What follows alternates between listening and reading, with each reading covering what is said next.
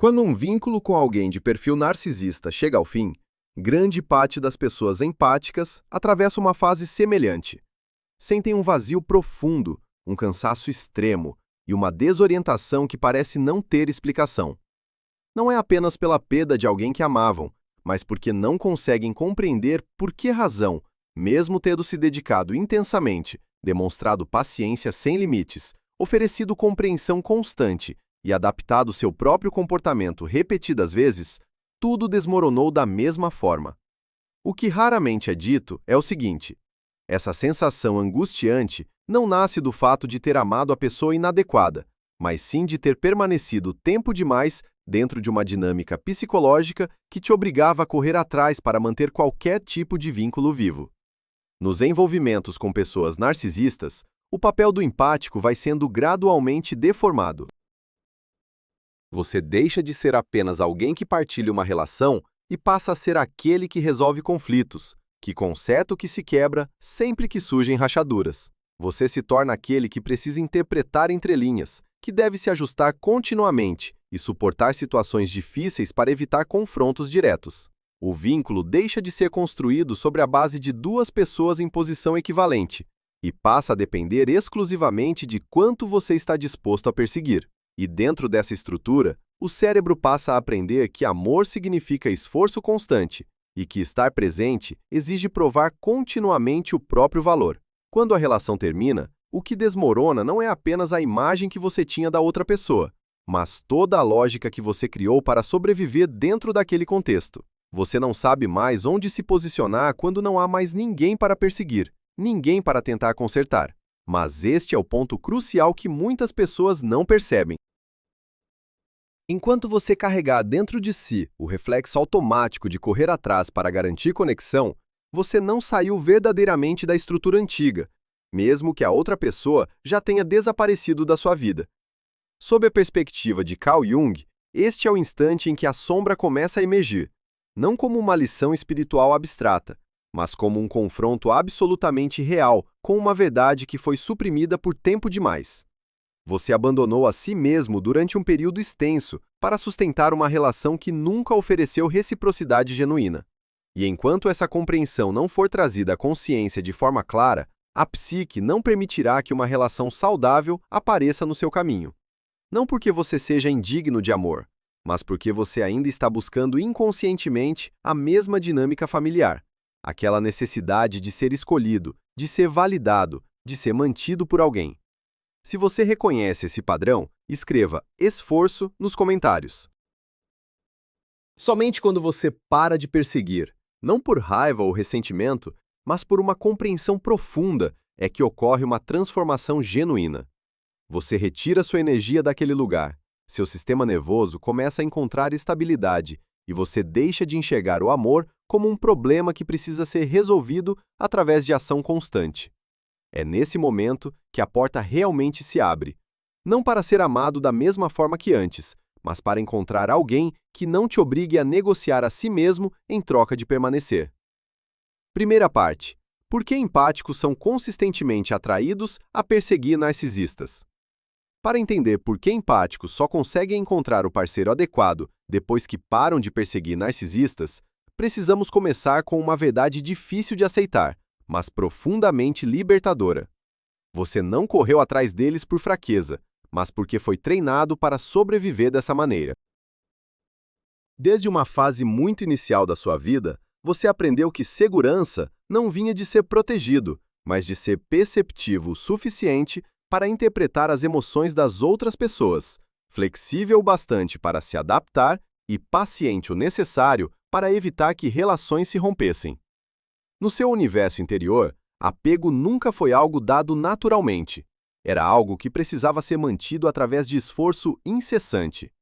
O psicólogo John Bowlby, através da teoria do apego, destacou que indivíduos que desenvolvem um estilo de apego ansioso não buscam reciprocidade equilibrada, mas sim buscam a estabilidade da conexão a qualquer preço. Eles aprendem a permanecer suportando dificuldades, a amar através da adaptação constante e a existir nos relacionamentos, colocando as necessidades alheias sempre acima das suas próprias. Isso não cria indivíduos fracos. cria indivíduos com uma resistência extraordinária.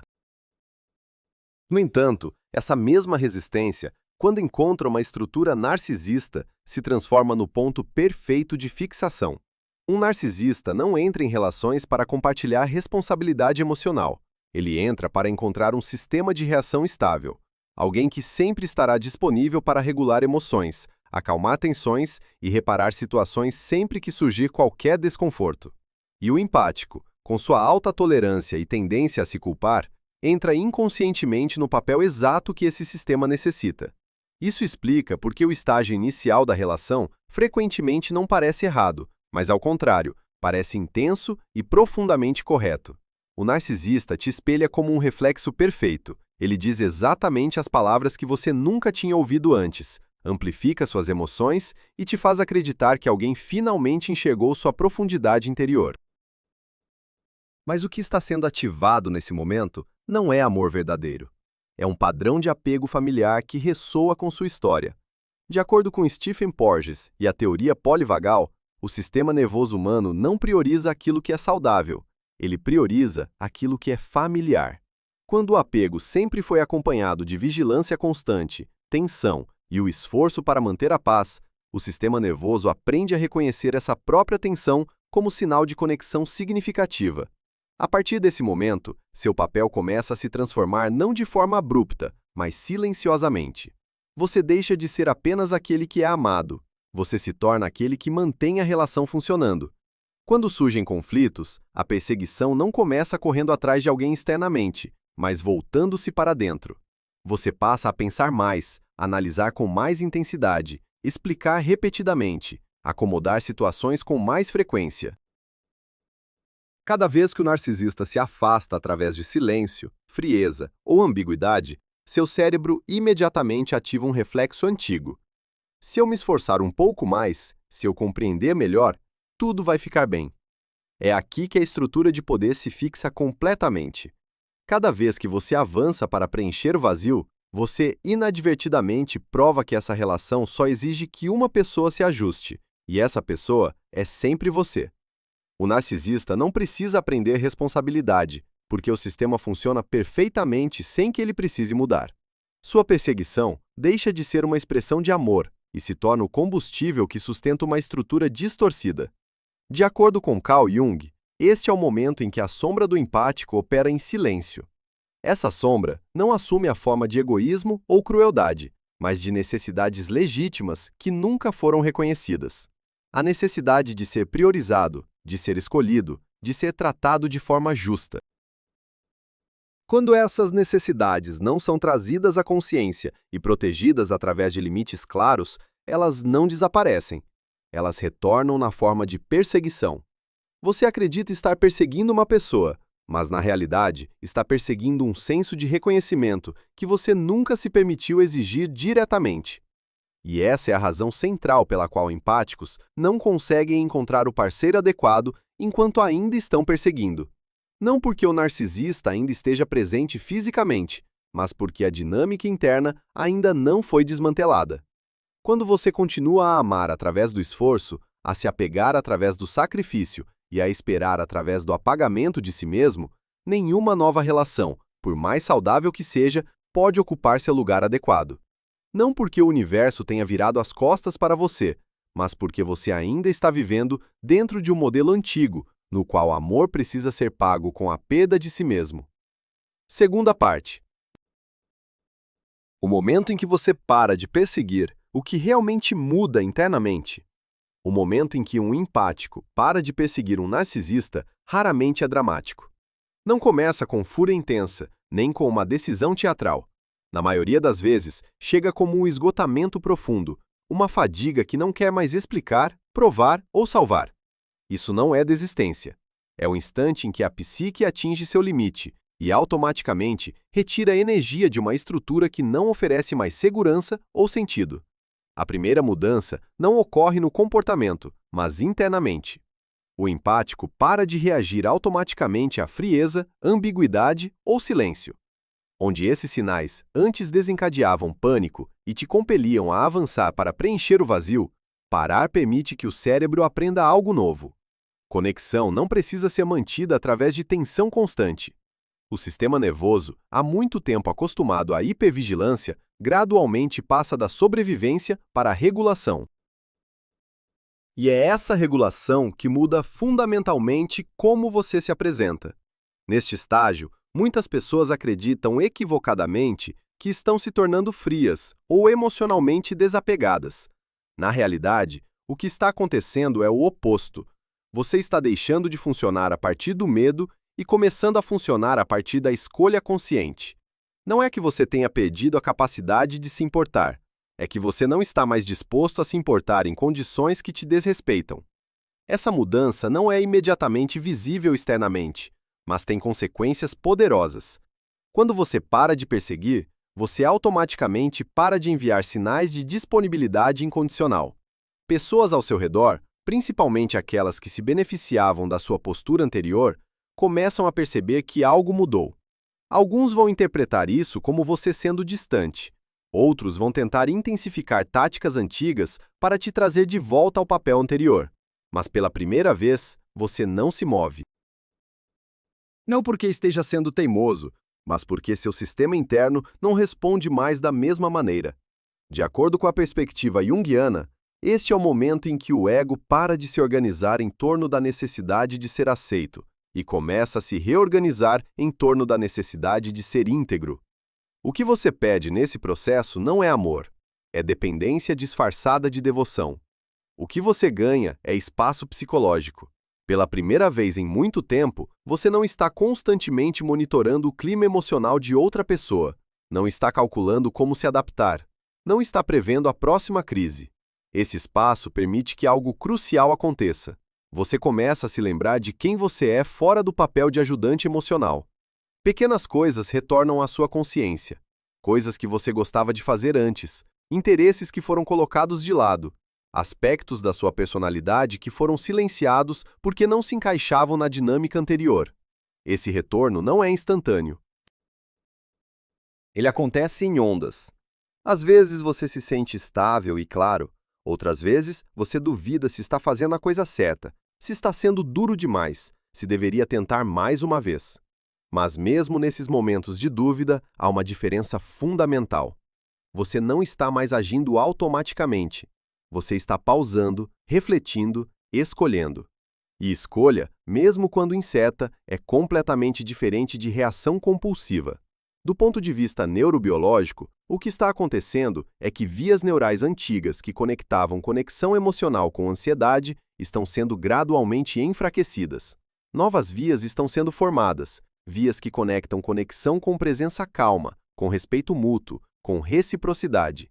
Isso não acontece através de força de vontade. Acontece através de repetição consistente de um novo comportamento. Cada vez que você não persegue quando teria perseguido antes, cada vez que você mantém um limite quando teria cedido antes, essas novas vias se fortalecem. Com o tempo, o que antes exigia esforço consciente começa a se tornar natural. Você não precisa mais lutar contra seus impulsos antigos. Eles simplesmente não surgem com a mesma intensidade. E é aí que algo inesperado acontece. Você percebe que não está pensando constantemente naquela pessoa. Não de uma forma forçada, como quando você tentava se distrair, mas de uma forma orgânica. Simplesmente há outras coisas ocupando sua atenção, outras coisas que genuinamente importam para você. Isso não significa que você esqueceu ou que não se importa. Significa que aquela pessoa e aquela dinâmica não são mais o centro gravitacional da sua vida emocional. E quando isso acontece, quando você realmente sai da órbita de perseguir alguém, você cria as condições psicológicas para algo completamente diferente entrar. Não porque você ficou mais forte no sentido de resistir à dor, mas porque você ficou mais claro sobre o que você realmente quer e mais firme sobre o que você não vai aceitar. Terceira parte. Por que pessoas certas não aparecem enquanto você ainda está perseguindo? Há uma verdade psicológica que muitos empáticos resistem em aceitar. Enquanto você estiver preso na dinâmica de perseguir, você não está verdadeiramente disponível para uma relação saudável. Não no sentido de estar ocupado ou comprometido com outra pessoa. mas no sentido de que sua estrutura interna ainda está configurada para um tipo específico de interação que pessoas saudáveis não vão replicar. Uma pessoa emocionalmente madura, quando encontra alguém que está perseguindo um narcisista, não interpreta isso como um convite para se aproximar. Ela vê alguém que ainda está preso em um padrão antigo. E pessoas saudáveis, por definição, não entram em situações onde precisariam competir com fantasmas emocionais ou tentar te convencer do seu valor. Elas simplesmente seguem em frente. Isso não é julgamento, é autopreservação. Pessoas que cultivaram relacionamentos saudáveis sabem reconhecer quando alguém ainda não está pronto, e elas respeitam isso, não se envolvendo. Isso significa que enquanto você está perseguindo o narcisista, você inconscientemente cria um campo invisível que afasta exatamente as pessoas que seriam adequadas para você, não através de palavras ou ações óbvias, mas através da energia que você emite. Sua atenção está dividida. Seu coração ainda está parcialmente voltado para trás, e isso é percebido, mesmo que sutilmente. Do ponto de vista junguiano, o que está acontecendo é que você ainda está operando a partir da ferida. A ferida não curada atrai dinâmicas que replicam a ferida. Não porque o universo seja cruel, mas porque a psique inconsciente busca resolver traumas repetindo-os, até que sejam conscientemente integrados. Enquanto parte de você ainda acredita que finalmente ser escolhido por essa pessoa específica vai provar algo fundamental sobre seu valor, você não está procurando amor. Você está procurando cura, através de validação externa. E relacionamentos saudáveis não podem funcionar como terapia. Além disso, existe outro fator crucial. Enquanto você está perseguindo, você não está prestando atenção no presente. Você está tão focado em reconquistar o que perdeu, em entender o que deu errado, em imaginar cenários onde as coisas finalmente se encaixam, que você não está realmente vendo o que está ao seu redor. Oportunidades passam, pessoas aparecem e desaparecem, sinais são enviados, mas você não os percebe porque sua atenção está fixada em outro lugar. Não é que as pessoas certas não estejam aparecendo, é que você não está em posição de reconhecê-las. Há também uma dimensão prática que precisa ser mencionada. Pessoas que estão presas em perseguir alguém frequentemente mantêm comportamentos que são incompatíveis com relações saudáveis. Elas verificam compulsivamente mensagens, mantêm canais de comunicação abertos esperando algum sinal, organizam sua vida em torno da possibilidade de reconexão. Esses comportamentos criam uma instabilidade interna que se manifesta externamente. Mesmo quando você está tentando se abrir para novas possibilidades, essa instabilidade de fundo envia mensagens mistas. Você pode dizer que está pronto para seguir em frente, mas suas ações revelam que parte de você ainda está esperando. E pessoas emocionalmente inteligentes percebem essa incongruência. Elas não necessariamente te julgam por isso, mas reconhecem que você não está em um lugar estável o suficiente para construir algo sólido. Isso cria um ciclo frustrante. Você sente que está fazendo o trabalho interno, que está tentando se abrir, que está dando passos na direção certa. Mas ainda assim, as conexões certas não se materializam. E isso pode te fazer questionar se há algo fundamentalmente errado com você. A verdade é que não há nada errado. Há apenas um processo que ainda não foi completado. O processo de realmente soltar a estrutura antiga. E esse processo não pode ser apressado através de força de vontade. Ele tem seu próprio ritmo. Do ponto de vista da teoria do apego, o que precisa acontecer é uma reorganização interna do seu modelo de trabalho sobre relacionamentos. Enquanto seu modelo interno ainda diz que amor requer perseguição, sacrifício e prova constante de valor, você vai inconscientemente buscar ou criar situações que confirmem esse modelo. Mesmo que conscientemente você queira algo diferente, o inconsciente opera com padrões mais profundos. Somente quando esse modelo interno é desafiado e reconstruído através de experiência vivida, é que você se torna capaz de reconhecer e aceitar um tipo diferente de relação. E essa reconstrução acontece precisamente no momento em que você para de perseguir. Porque parar não é passivo, é ativo. É a decisão consciente de interromper um padrão que não te serve mais, mesmo quando cada fibra do seu ser ainda quer correr atrás. É nessa interrupção que a mudança real começa. Não na chegada de alguém novo, mas na sua capacidade de permanecer presente consigo mesmo, mesmo quando a solidão dói. Quarta parte. O que realmente significa estar pronto para um relacionamento saudável? A expressão estar pronto é frequentemente usada de forma superficial. As pessoas dizem isso quando terminam um relacionamento, como se fosse uma questão de tempo ou de completar uma lista de tarefas de autocuidado.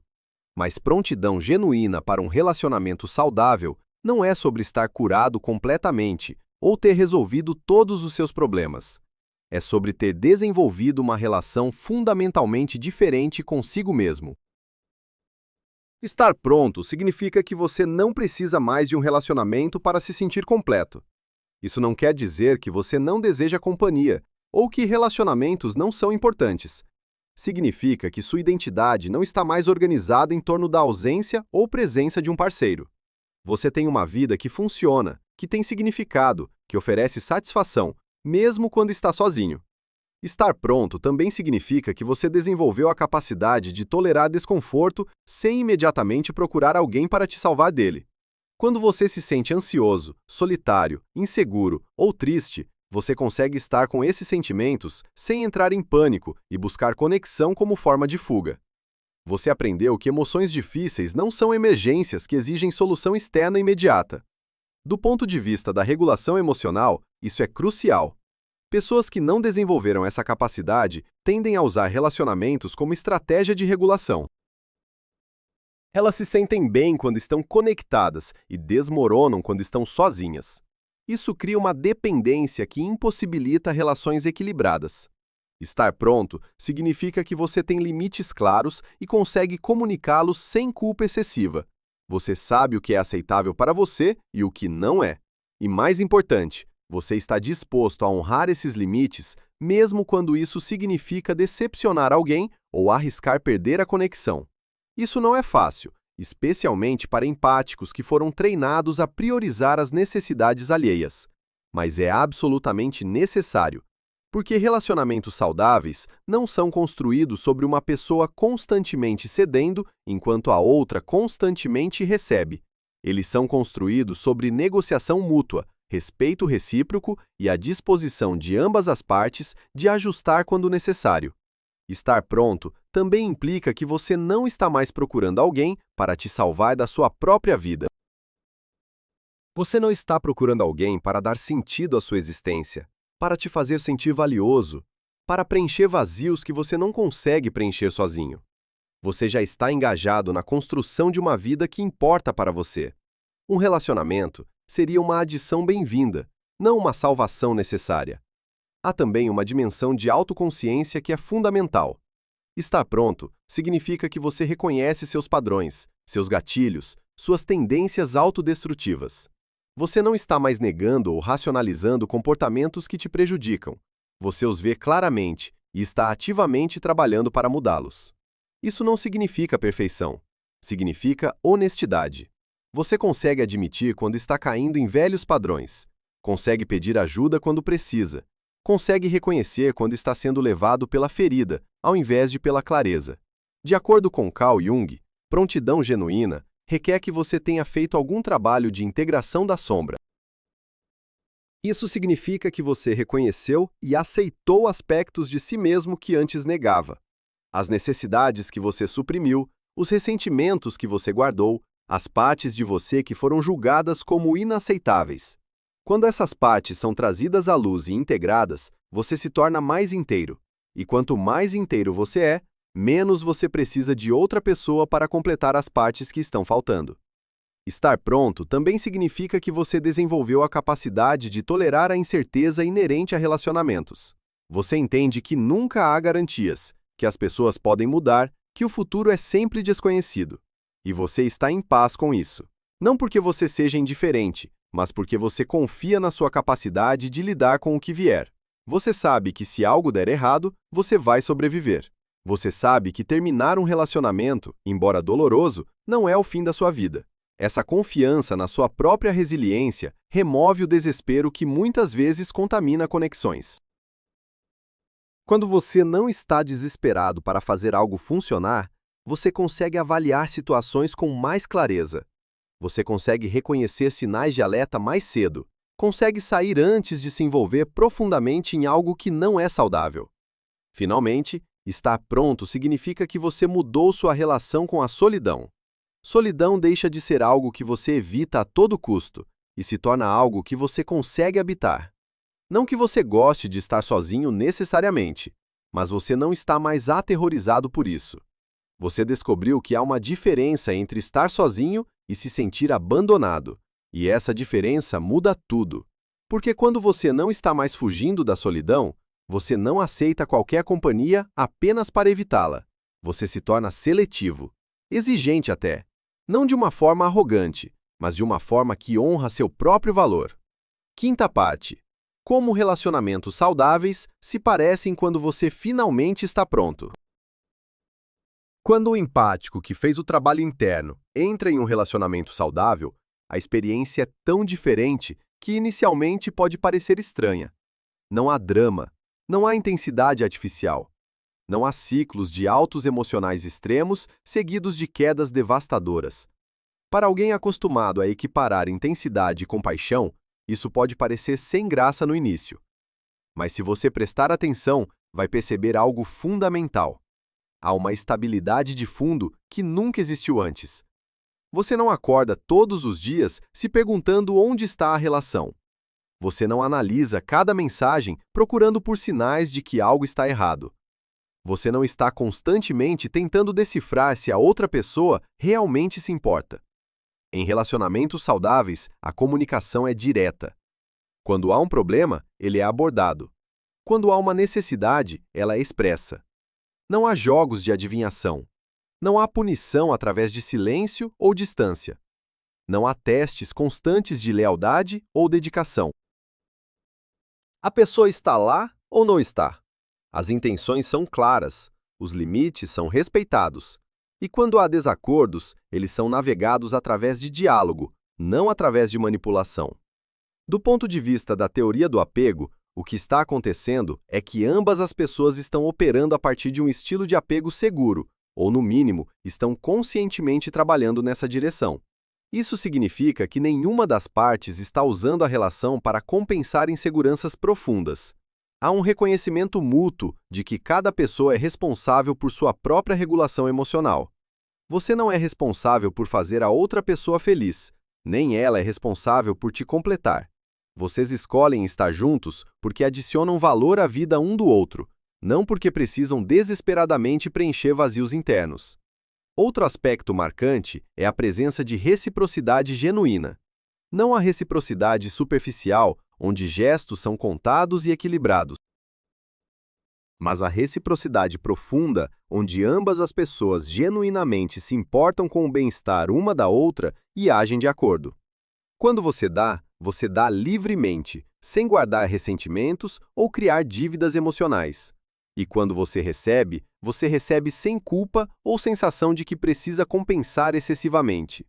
Há um fluxo natural de dar e receber que não precisa ser constantemente monitorado ou ajustado. Em relacionamentos saudáveis, também há espaço para a individualidade. Você não precisa ser idêntico a outra pessoa ou concordar com tudo. Diferenças são reconhecidas e respeitadas. Você tem seus próprios interesses, seus próprios amigos, suas próprias atividades. E isso não é visto como ameaça à relação. É visto como algo que enriquece ambas as pessoas e, consequentemente, a própria relação. Há também algo sobre o ritmo. Relacionamentos saudáveis não se apressam. Não há pressão para definir tudo imediatamente ou para avançar rapidamente através de marcos. As coisas se desenvolvem organicamente. A paciência, a disposição de conhecer a pessoa em diferentes contextos e situações antes de fazer compromissos profundos. Isso não significa falta de interesse, significa maturidade emocional. Do ponto de vista junguiano, relacionamentos saudáveis permitem que ambas as pessoas continuem seu processo de individuação. Você não perde partes de si mesmo para manter a relação. Você não suprime aspectos da sua personalidade porque eles não se encaixam na dinâmica. Pelo contrário, a relação cria um espaço seguro onde você pode explorar mais profundamente quem você é. A outra pessoa não te vê como uma extensão dela, mas como um indivíduo separado e completo, com seu próprio caminho. Uma característica crucial é a capacidade de reparar rupturas. Porque mesmo em relacionamentos saudáveis, há conflitos, mal-entendidos, momentos de desconexão. A diferença é como essas rupturas são tratadas. Em dinâmicas saudáveis, há reconhecimento de que algo está errado, há disposição de examinar a própria contribuição para o problema e há esforço genuíno para reconectar. Não há mantimento de rancor prolongado. Não há uso de eventos passados como armas em conflitos futuros. Há perdão genuíno, não como algo que você finge para manter a paz, mas como algo que surge naturalmente quando há accountability real. Também há confiança. Não confiança cega que ignora a realidade, mas confiança baseada em comportamento consistente ao longo do tempo. Você confia porque a pessoa provou através de ações repetidas que é confiável. E essa confiança cria uma base sólida onde a relação pode crescer. Quando essa base existe, você não está constantemente em modo de alerta. Você pode relaxar, pode ser vulnerável, pode mostrar suas fraquezas sem medo de que elas serão usadas contra você. Há algo profundamente restaurador nesse tipo de segurança. Especialmente para alguém que passou anos em dinâmicas onde vulnerabilidade sempre foi seguida de exploração. Outro elemento importante é a presença de humor e leveza. Relacionamentos saudáveis não são pesados o tempo todo. Há risadas, há momentos de alegria simples, há capacidade de não levar tudo de forma dramática. Isso não significa trivializar questões importantes. Significa manter perspectiva e não transformar cada dificuldade em uma crise existencial. Finalmente, e talvez mais importante, relacionamentos saudáveis te permitem crescer. Você se torna mais de quem você realmente é, não menos. A relação desafia você de formas construtivas, te empurra gentilmente para fora da sua zona de conforto, mas sempre com suporte. Você se torna mais corajoso, mais honesto, mais capaz. Não porque está tentando provar algo, mas porque está em um ambiente que naturalmente fomenta desenvolvimento. E quando você olha para trás, consegue ver claramente a diferença entre estar com alguém que te diminui e estar com alguém que te expande. Sexta parte. Quando você percebe que o relacionamento certo chegou porque você mudou, não porque esperou o suficiente. Se um relacionamento saudável finalmente aparece na sua vida após anos de padrões destrutivos, o primeiro impulso pode ser interpretar isso como recompensa, como se você tivesse passado por sofrimento suficiente e finalmente merecesse algo bom. Mas essa interpretação pede o ponto mais crucial. Não é que você esperou o suficiente ou sofreu bastante, é que você mudou fundamentalmente. A pessoa que encontra um relacionamento saudável não é a mesma pessoa que estava perseguindo narcisistas anos atrás. Não apenas em termos de comportamento superficial, mas em estrutura psicológica profunda. Sua forma de processar conexão mudou. Seus critérios para o que é aceitável mudaram. Sua disposição de tolerar desrespeito mudou. E mais importante, sua necessidade de validação externa para se sentir inteiro mudou. Do ponto de vista neurobiológico, seu cérebro literalmente formou novas vias neurais. Vias que conectam intimidade com segurança, ao invés de ansiedade. Vias que associam conflito com diálogo construtivo, ao invés de abandono iminente.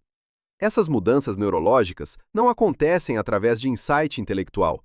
Elas acontecem através de experiência repetida de novos comportamentos.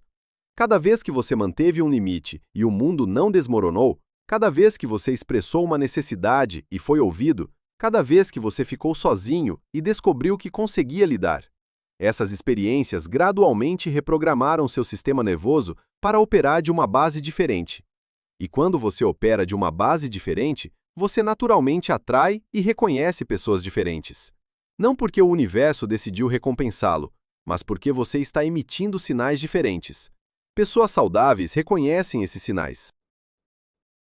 Elas percebem que você tem limites claros, que você não está desesperado, que você tem uma vida funcional, e isso os atrai. Não porque eles querem te consertar ou te salvar, mas porque eles reconhecem alguém que está em um nível similar de desenvolvimento psicológico. Há uma compatibilidade de base que permite que a conexão se desenvolva de forma natural. Mas aqui está algo crucial que precisa ser entendido. Mesmo quando você mudou, mesmo quando você está genuinamente pronto, o relacionamento certo pode não aparecer imediatamente. E isso não é sinal de fracasso. Não significa que você ainda tem trabalho a fazer ou que algo está errado com você. Às vezes é simplesmente uma questão de timing, de circunstância, de números puros de probabilidade. A diferença é que agora você consegue esperar sem desmoronar. Consegue estar sozinho sem interpretar isso como evidência de que você é inadequado. Você entende que encontrar alguém compatível é sobre alinhamento de muitos fatores, e não apenas sobre seu valor pessoal. E essa compreensão te libera de um peso enorme. Você não está mais em modo de urgência, tentando forçar conexões ou se adaptar a situações inadequadas por medo de ficar sozinho. Você pode ser seletivo, pode esperar por algo que realmente ressoa, pode dizer não a coisas que antes teria aceito, apenas para evitar solidão. Quando o relacionamento certo finalmente aparece, você o reconhece não por sua intensidade, mas por sua qualidade. Não há aquele rush viciante que você confundia com paixão. Há algo mais sutil, mais suave, mais claro, livre de jogos psicológicos. Mas de uma perspectiva psicológica, não há acidente aqui. Você está se apresentando com limites invisíveis, mas muito reais. Como você escuta, como você responde, como você se retira quando necessário. Esses limites não precisam ser anunciados, eles são sentidos. Pessoas saudáveis se sentem confortáveis com eles, enquanto estruturas antigas são automaticamente filtradas. Se você está pronto para a estabilidade, escreva "pronto" nos comentários. Mais importante, você não trata mais um relacionamento como prova da sua recuperação. Você não precisa provar que superou o passado amando alguém de forma melhor. Isso libera relacionamentos de peso simbólico. Quando o amor não precisa mais carregar a tarefa de te curar ou confirmar seu valor, ele finalmente tem chance de existir como ele mesmo, um encontro voluntário entre duas pessoas emocionalmente maduras. Neste estágio, mesmo se ninguém apareceu ainda, você não sente mais sensação de falta. E este é o ponto que muitas pessoas interpretam erroneamente, como o universo me testando mais uma vez. Na realidade, esta é a primeira vez que você não precisa mais de uma história externa para se sentir completo. Esta paz não é recompensa, é evidência de que o ego parou de operar a partir da ferida. E dessa posição, qualquer relacionamento que aparecer será uma adição, não um resgate. Se você olhar para trás em toda a jornada, verá que o colapso não veio para remover uma pessoa da sua vida, mas para remover uma forma ultrapassada de ser. O empático não encontra a pessoa certa porque resistiu tempo suficiente, mas porque parou de viver dentro de uma estrutura que exigia que ele resistisse para ser amado. Quando essa estrutura se dissolve, a realidade não precisa mudar dramaticamente. Ela só precisa refletir um novo estado, o estado de uma pessoa que não busca mais a si mesma através dos olhos de outra pessoa. E é aí que, exista ou não um novo relacionamento, você já se moveu para uma posição diferente dentro da sua própria vida psicológica. Uma posição onde amor não é mais um teste, não é mais uma negociação e não é mais uma recompensa após sofrimento, mas uma possibilidade natural que aparece apenas quando você não precisa mais negociar a si mesmo para alcançá-la. Sexta parte. Quando você não precisa mais de amor para se completar. Há uma fase muito particular na jornada do empático sobre a qual poucas pessoas falam, porque não é fácil de vender como esperança e não cria clímax emocional. É a fase em que você percebe que, apareça ou não um novo relacionamento, sua vida permanece de pé, não de forma fechada ou defensiva, mas de uma maneira completamente diferente. Você não organiza mais sua identidade em torno de ser amado ou não ser amado. No passado, amor era um centro invisível que coordenava muitas das suas escolhas. Se você ficava ou saía, se você aceitava ou resistia, se você suportava ou se minimizava. Mesmo que nunca tivesse admitido, parte do ego acreditava que algum relacionamento certo se tornaria um marcador provando que você estava bem, era suficiente, foi escolhido. Após o colapso e a reestruturação, essa crença começa a se dissolver. Não através de argumentação, mas através de experiência vivida muito concreta. Você não precisa mais de alguém para se sentir plenamente vivo. Isso frequentemente produz um silêncio interno não familiar. Não há mais drama, não há mais anseio intenso, não há mais ciclos familiares de esperança e decepção. Para muitos empáticos, esse silêncio inicialmente parece perturbador. Eles se perguntam se estão ficando entorpecidos, se estão perdendo a capacidade de amar. Mas se você observar de perto, notará a diferença central. Você ainda tem capacidade de se conectar, mas não troca mais sua paz para mantê-la. Da perspectiva de Carl Jung, é quando o ego não busca mais união externa para compensar fragmentação interna. As partes que antes estavam divididas, razão e emoção, necessidades e limites, desejo e autorrespeito, começam a se alinhar no mesmo eixo. Essa integração não traz euforia, traz firmeza. E essa firmeza termina o antigo papel do amor como forma de salvação. Neste estágio, se um relacionamento aparece, você entra nele a partir de uma posição totalmente diferente. Você não está buscando validação, não está tentando ler o futuro, não está amarrando seu valor a quão longe aquilo vai chegar. Você se apresenta, observa, escolhe e está disposto a sair se sua verdade não for mais respeitada. Isso não te torna difícil de amar, te torna impossível de ser puxado para estruturas distorcidas. Por outro lado, se ninguém aparecer ainda, você não trata isso como um espaço vazio que precisa ser preenchido.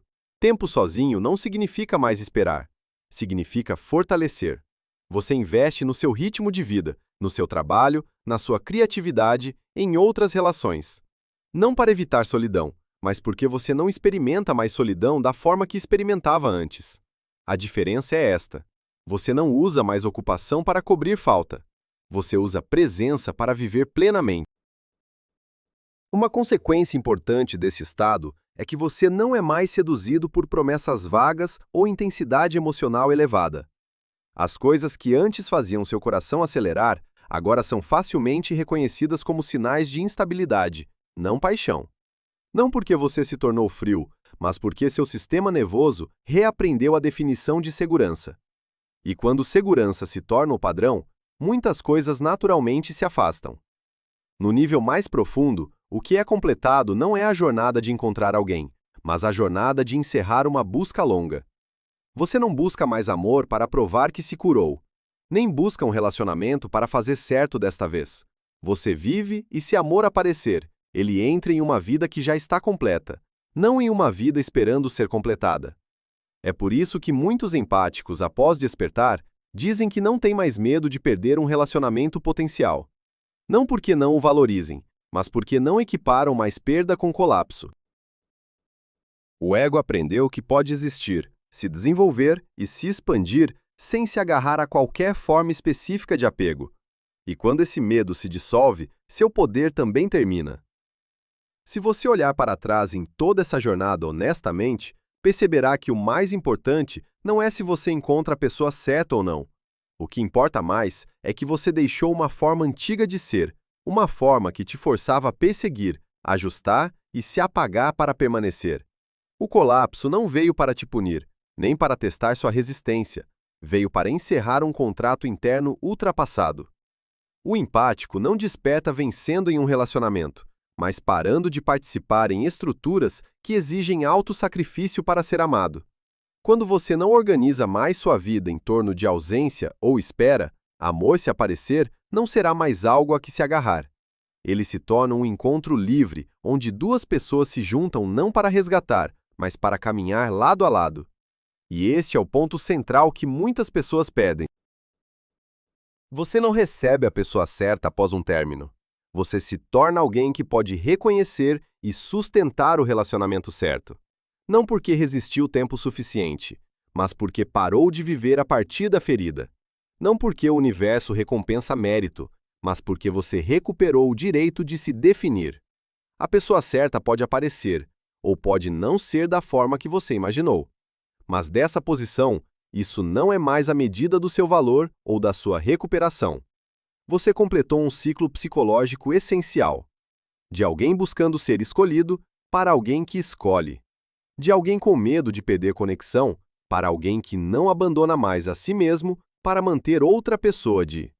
Para recuperar seu poder de volta, escreva "Eu escolho a mim" nos comentários.